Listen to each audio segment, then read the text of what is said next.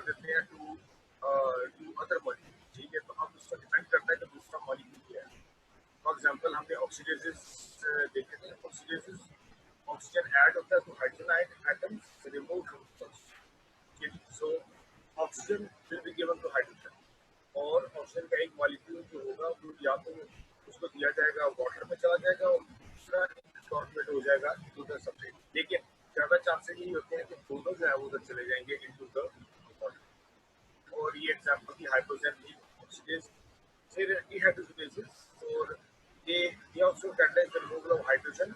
तो ये हाइड्रोजन जो इलेक्ट्रॉन्स उसके समेत आता है, और आपको पता है NAD is converted into NADH, NADP is converted into NADPH, और FAD बन जाता है FADH।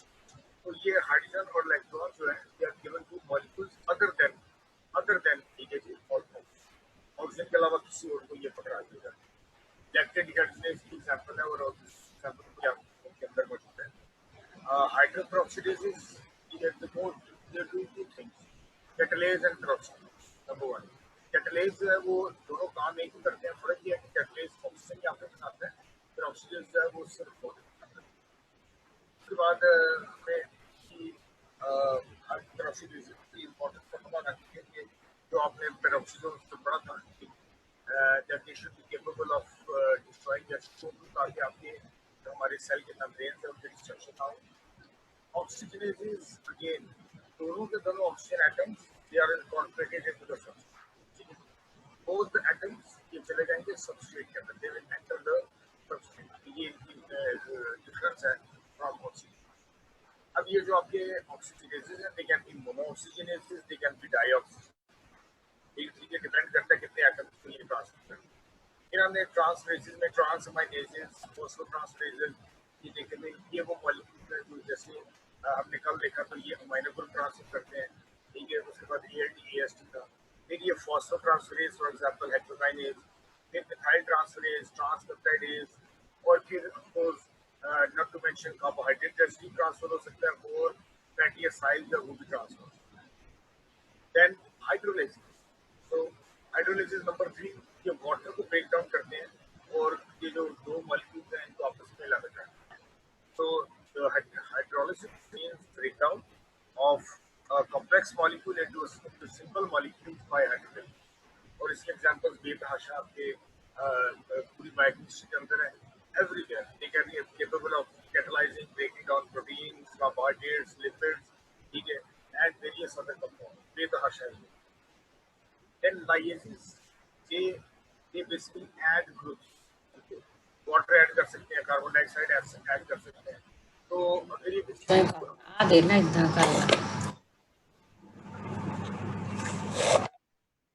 they are simply going to basically remove the double bond। और अगर ये किसी चीज को दरमियान से निकालेंगे, ठीक है, तो then the double bond is going to be created। तो डबल बॉन्ड का बनना या ना बनना lyases, ये basic aldolases, decarboxylases, hydrolases, examples, dehydratases, ये elements of water है। Synthase, एक synthase है जो simple एक synthesis करता है और ATP यूज करता है, does not use ATP। दूसरे जो आपके synthetases हैं जो आप आगे पढ़ेंगे वो यूज करते हैं isomerases की बेतहाशा एग्जाम्पल्स हैं, और ये उसकी मॉलिक्यूलर जो अंदर अरेंजमेंट है उसको डिफर करते हैं। फॉर एग्जाम्पल ये एल्डो शुगर है, ये कीटो शुगर है, के दरमियान में ये फॉस्फोहेक्सोआइसोमरेज है जो करना है। क्यूटेज जो है वो फॉस्फेट को करता है, एपिमरेज जो है वो एपिमराइजेशन। लास्टली आपका है लाइकेज, ये basically they catalyse the condensation reaction joining the two molecule, और ये चीजों को जोड़ते हैं। जब वो चीजों को जोड़ेंगे तो वो carbon oxygen, carbon sulphur, carbon nitrogen, carbon carbon की सारे चीजें, एंड ऑफ कोर्स ATP। लाइकेजेस के अंदर एग्जांपल है सिंथेसिस, और आपके पीछे ये जो पढ़े थे आपके लाइकेजेस पढ़े थे ये वाले, इसके अंदर एग्जांपल्स है सिंथेसिस, जो कि एंटीथेसिस को यूज करते हैं। अच्छा, फिर उसके बाद this is a summary of what we have done so far. Oxidative how oxidation reduction, ये उसके एग्जांपल्स हैं। आपकी मोनोऑक्सीडेशन, डाइऑक्सीडेशन, डिहाइड्रोजन। फिर ये ट्रांसफरेज जो चीजों को मॉलिक्यूल्स को ट्रांसफर करते हैं। देन हाइड्रोलाइसिस जो ब्रेक डाउन करते हैं वाटर को, और दो एक एक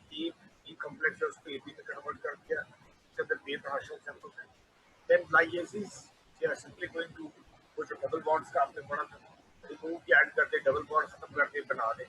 आइसोमरेजेस ये और लास्ट लाइगेसेस, सॉरी लाइगेसेस ये जोड़ेंगे उससे इसके अंदर आपके फेजेस भी आते हैं जो एटीपी यूज करते हैं. किसी भी चीज को जोड़ने के लिए आपको एटीपी चाहिए. Now we come to the properties of enzyme. आपके एंजाइम की various properties. So we should know what is holoenzyme, what is apoenzyme. अगर हम कहते हैं holoenzyme, ठीक है, तो holoenzyme का मतलब होता है कि active enzyme with its non-protein component, यानी पूरे का पूरा. इसके अंदर आपका apoenzyme भी होगा, which is the protein part, and the non-protein. पूरा enzyme जिसके अंदर protein part and non-protein part is basically your holoenzyme. लेकिन जो एपोएंजाइम है that is only the protein part. ठीक है, ये एंजाइम का हिस्सा नहीं. ये जो एपोएंजाइम है this refers to the enzyme portion that is the protein portion. तो एंजाइमेटिक जो प्रोटीन है दैट इज एपोएंजाइम, और नॉन प्रोटीन के साथ आप कंबाइन करेंगे तो वो होलोएंजाइम बन जाएगा. फिर आपके एक तो आपका हो गया कि आपका प्रोटीन पार्ट वो आपका एंजाइम है, that is fine. What is second number पे क्या चीज इंपॉर्टेंट है वो ये कि आपके ये जो नॉन प्रोटीन पार्ट है ये कितनी किस्म, क्योंकि आपका जो एंजाइम का प्रोटीन पार्ट है दैट इज रॉन्ग. आपका एंजाइम का प्रोटीन पार्ट है ये वाला, ये तो होना है, this is going to be there, इसमें this is not going to change. लेकिन जो नॉन प्रोटीन पार्ट है वो आपका को फैक्टर भी हो सकता है, को एंजाइम भी हो सकता है, और आपका प्रोस्टेटिक ग्रुप. इसलिए we will see what are the types of non-protein part. क्यों हम इसका non-protein part को stress करते हैं? What is the reason? Because these non-protein part they play a very important role. इसका बहुत important role है. अगर आपका ये prosthetic group या cofactor या coenzyme नहीं होगा तो आपका enzyme काम नहीं कर सकेगा. The enzyme will not work if there is no non-protein part. अगर उसके अंदर इन तीनों में से कोई एक चीज. So that is the importance. ये क्यों क्या करते हैं, what do they do, how do they help the enzyme? So prosthetic groups they are tightly integrated. ये बड़े tightly integrated होते हैं into the protein structure by covalent या non-covalent. ये देखिए covalent या non-covalent forces. So means the prosthetic group are tightly bound to the enzyme. और ये बड़ी मजबूती के साथ है. फॉर एग्जाम्पल आपने वाइटामिन्स में ये पढ़े थे pyridoxal phosphate, FMN, FAD, TPP, biotin and including these metals, ये मेटल आयंस. जब आप इनको पढ़ेंगे तो आप देखेंगे कि they are also acting as prosthetic group.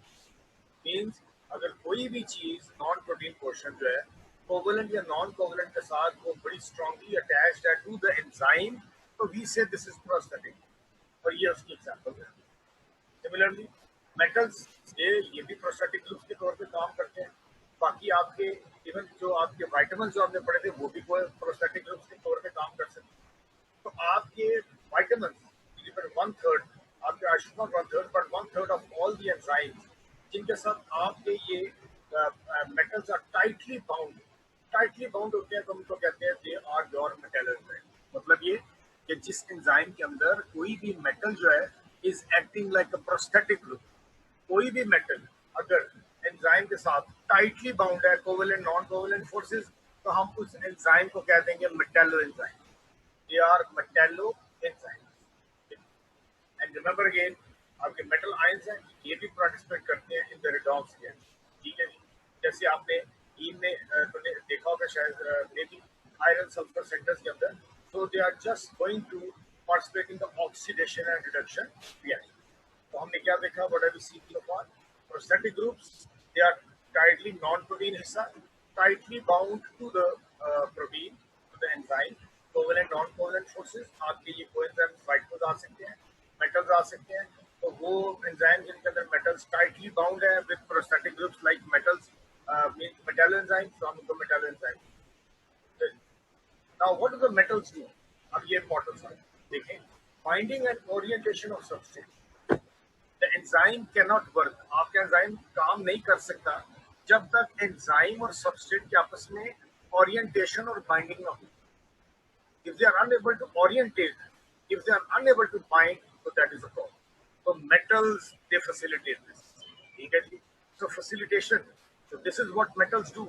सिर्फ ऑक्सीडेशन रिडक्शन रिएक्शंस में नहीं आते बल्कि बाइंडिंग और ओरिएंटेशन को फैसिलिटेट करते हैं और कोवेलेंट बॉन्ड्स बनते हैं with reaction intermediate covalent bonds क्यों why this is very important because जब आपका रिएक्शन हो रहा होता है enzyme substrate into enzyme product तो उसके दरमियान में इंटरमीडिएट्स बनते हैं इंटरमीडिएट्स के अंदर कोवेलेंट बॉन्ड्स की formation is facilitated by the metal and lastly क्या करते हैं metals what do they do ये सबस्ट्रेट के साथ इंटरेक्ट करते हैं interact with substrates number 1 and they render them more electrophilic या तो इलेक्ट्रोफिलिक हो जाएंगे या न्यूक्लियोफिलिक हो जाएंगे मींस आइदर इलेक्ट्रॉन पुअर या आपका electron rich so this is something that comes back over here so all these things what are they doing these things they are going to help the enzyme to work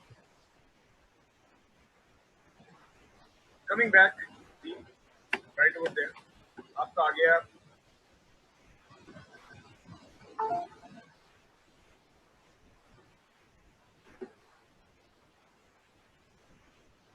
second one is your cofactor तो पहले आपने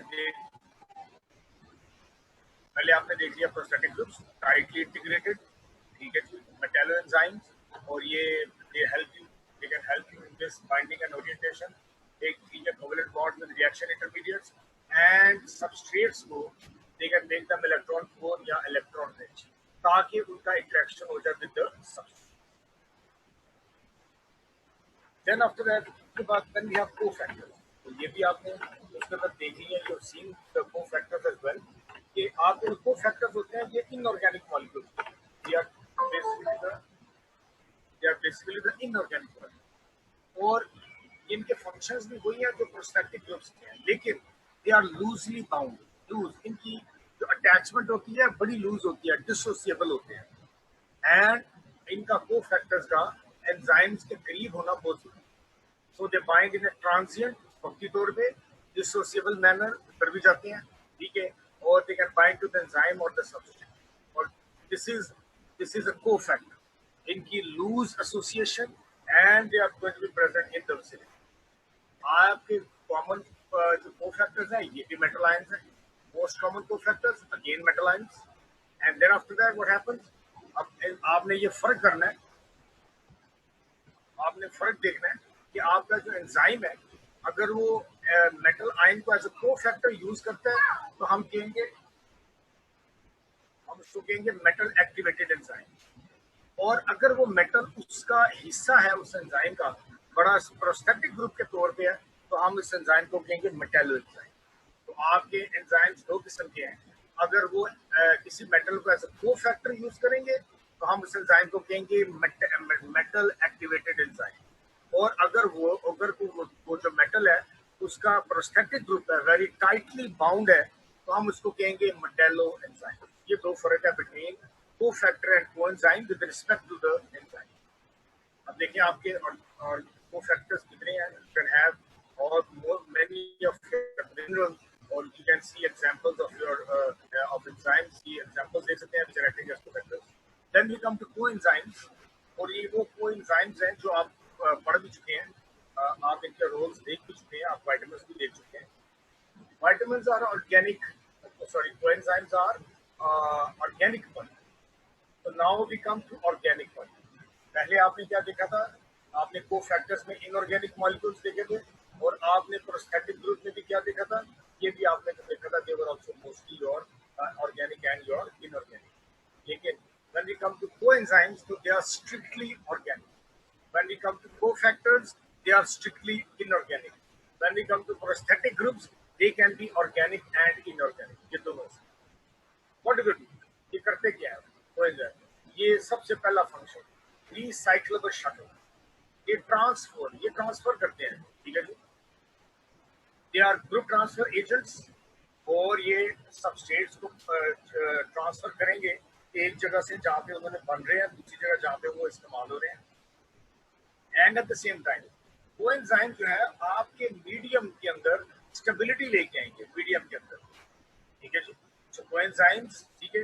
दे stabilize substrates for example hydrogen ions हैं hydride ions हैं जो कि आपके and aqueous medium में survive नहीं कर सकते, एक्वस मीडियम का जो वो है उसको बर्दाश्त नहीं करते, तो ये उनको स्टेबिलिटी देते हैं. So coenzymes are going to stabilize those molecules in the aqueous medium of the cell so that reaction जो enzymes है वो काम कर सके, मामलात को ठीक रखें.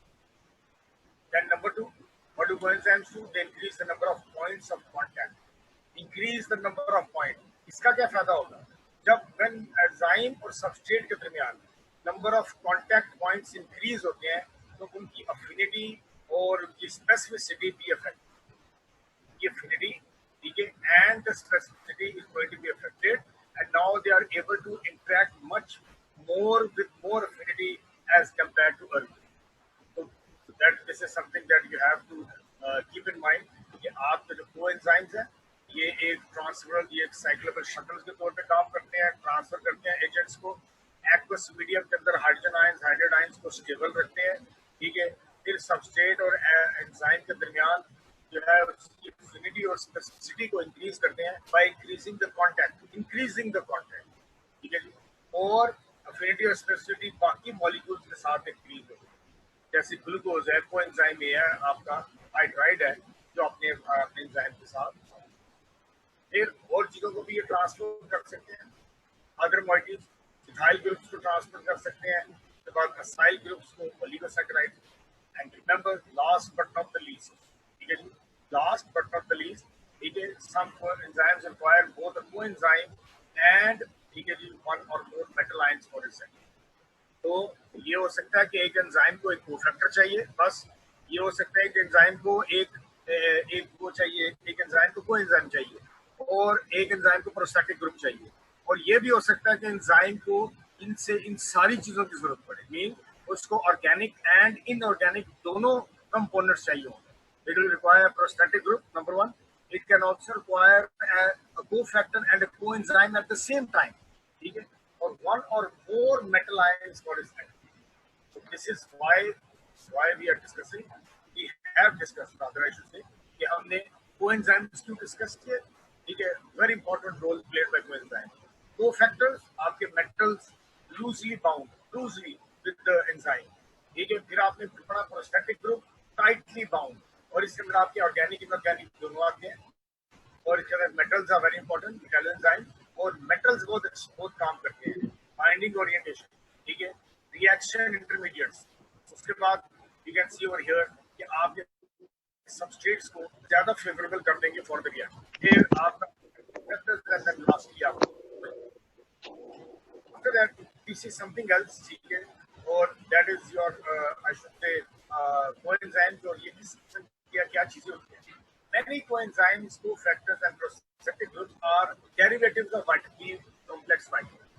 तो हम इनको डिस्कस नहीं करेंगे, हम इनको सिर्फ नेम करेंगे क्योंकि आपके विटामिन्स के अंदर इनके फंक्शंस को क्लियर करने.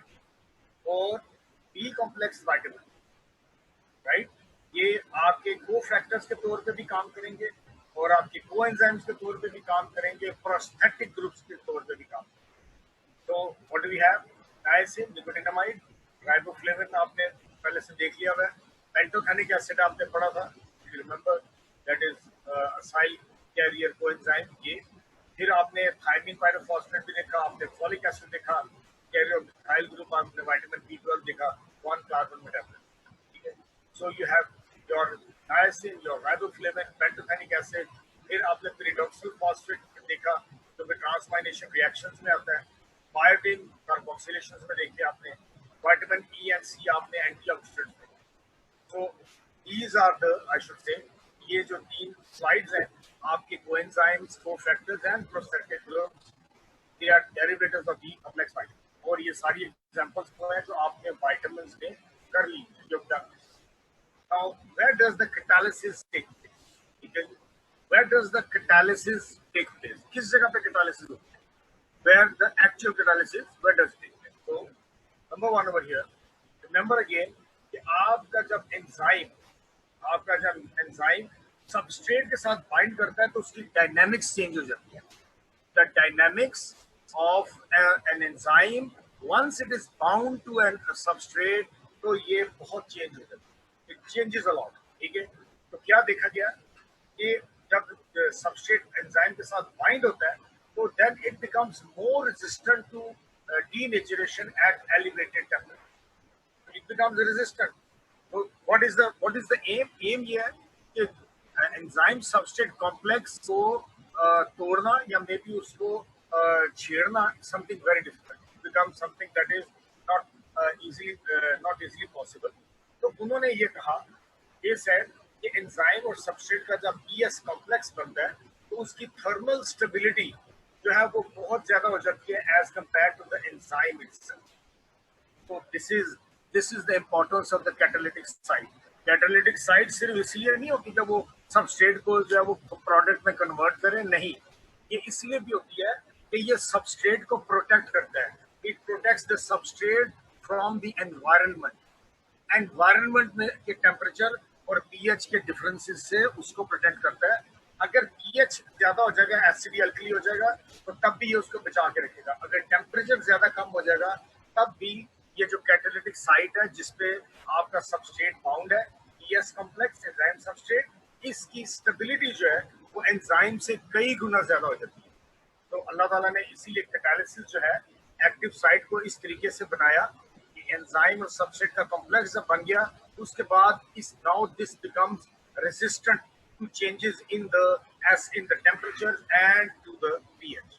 इसकी stability is now much more. अगर बाहर चेंजेस आती हैं तो this is not going to be affected. अच्छा, अनलेस एंड अनटिल आपने बहुत डायर वो किए मामला कर।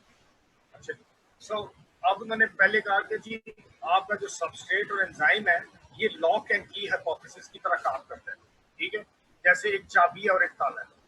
फॉर एग्जांपल अगर ये चाबी है तो ताला, तो उन्होंने कहा कि ये जो स्पेसिफिसिटी है जिससे आपका सबस्ट्रेट अपने एंजाइम को रिकग्नाइज करता है या एंजाइम अपने सबस्ट्रेट को रिकग्नाइज करता है, तो this is due to the configuration. इसकी शक्ल सूरत ऐसी है कि इसकी शक्ल ऐसी है कि इसके अंदर फिट हो सकती है।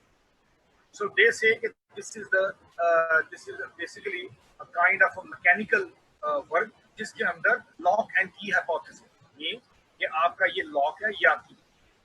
So they say they are very specific for each other. For example, अगर एक चाबी है एक ताले की तो दूसरे ताले को नहीं लगती। इसी तरह ये एंजाइम जो होगा it will be specific for this substrate. उन्होंने ये भी कहा कि this is just like a lock and key, means they are very specific. ठीक है जी, they are going to be very specific for each other. So active site किस तरीके का होता है? जैसे आपकी जेब होती है, like a cleft or pocket, ठीक है जी। और ये देख लें यहाँ पे, you can see from here कि आपका ये जो एक्टिव साइट है, it is like a cleft या it is like a pocket. So this is the place that the substrate is going to come over there, and then interactions are going to take place between the substrate and the enzyme.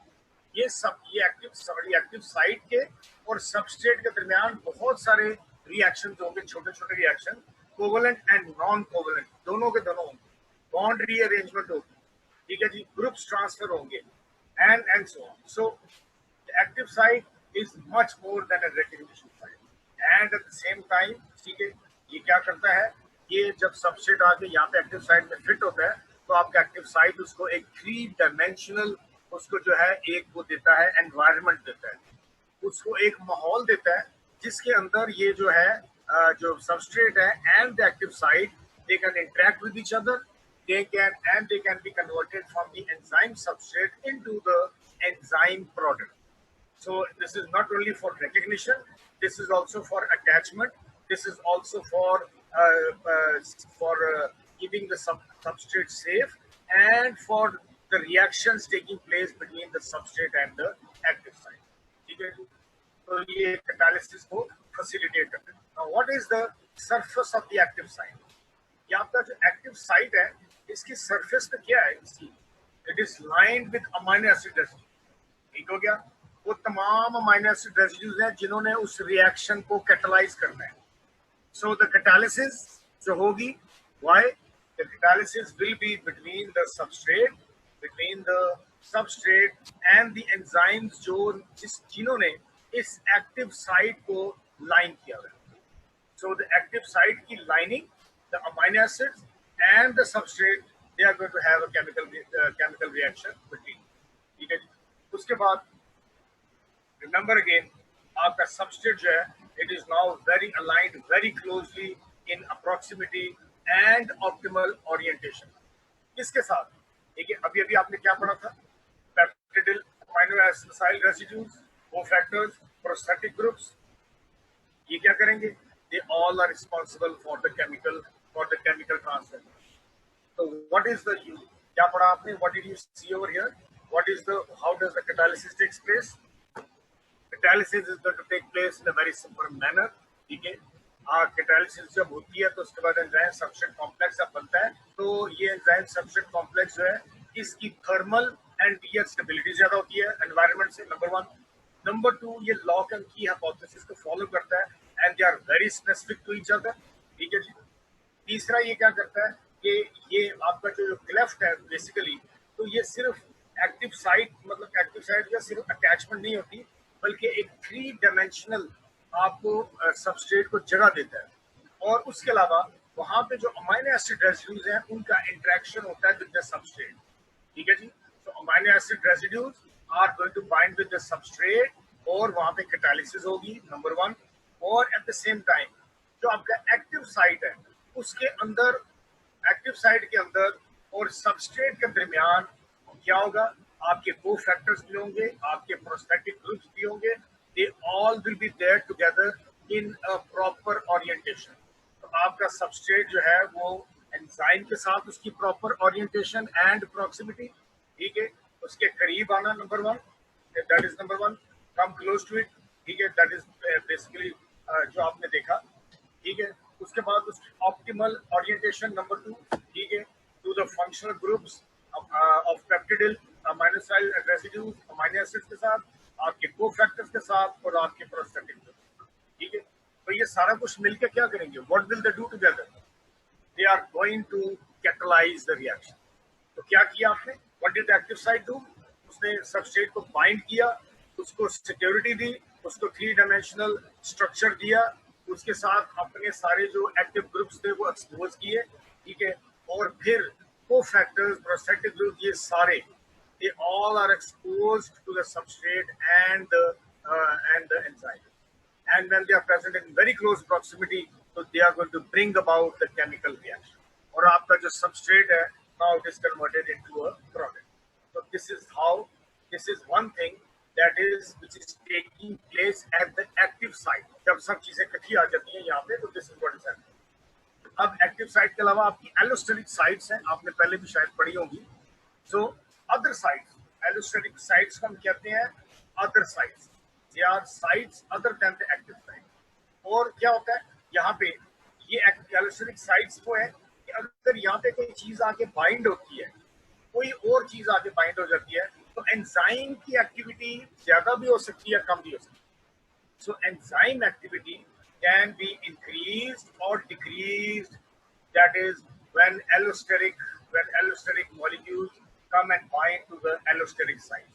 तो active site के अलावा जो कोई और site होगी हम उसको कहेंगे this is the allosteric site. And allosteric site के साथ मॉलिक्यूल्स बाइंड करते हैं और वो एंजाइम्स की एफिशिएंसी को इंक्रीज भी कर सकते हैं, डिक्रीज भी कर सकते हैं। Then we come to the catalytic efficiency. ठीक है, कैटालिटिक एफिशिएंसी का मतलब है कि अनकैटलाइज्ड रिएक्शन और कैटलाइज्ड रिएक्शन में क्या फर्क है? अगर आप कैटलाइज्ड रिएक्शन करेंगे तो आपका रिएक्शन का rate 10 multiply to the power of 3, 10 to the power of 8, आपकी स्पीड कितनी हो जाएगी? Catalytic efficiency is much more in the catalysed reaction. अच्छा, number of molecules of substrates converted to product और एंजाइम मॉलिक्यूल, हम इसको कहते हैं टर्नओवर।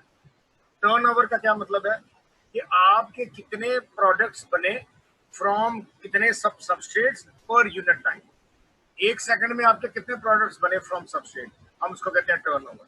कुछ enzymes which are very fast, they have very high turnover, वो बहुत ज्यादा प्रोडक्ट्स बना लेते हैं, और कुछ एंजाइम्स अगर वो स्लो हैं तो वो थोड़े प्रोडक्ट्स बनाएंगे।